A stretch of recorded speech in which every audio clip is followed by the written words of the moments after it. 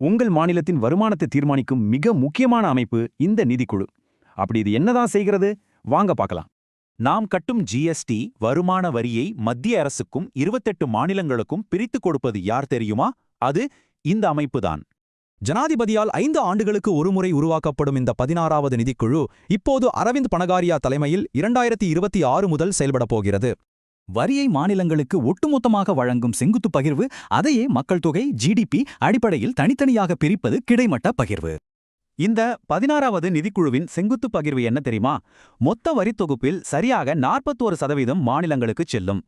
ஒரு சின்ன ட்விஸ்ட், வசூல் செலவு மற்றும் செஸ் வரிகளை மத்திய அரசு முழுதாக எடுத்துக்கொள்ளும். மீதமுள்ளதில்தான் மாநிலங்களுக்கு 41%. வரி பகிர்வு மட்டும் இல்லங்க, கிராம பஞ்சாயத்து, மாநகராட்சி வளர்ச்சிக்கும் பேரிடர் மேலாண்மைக்கும் கூட பல ஆயிரம் கோடிகளை இவர்கள்தான் ஒதுக்குகிறார்கள். இறுதியாக ஒரு கேள்வி. மத்திய நிதியை 10 நாட்களுக்குள் உங்கள் பஞ்சாயத்துக்கு மாநில அரசு மாற்றியதா அல்லது அபராதம் செலுத்துகிறதா? யோசிங்க.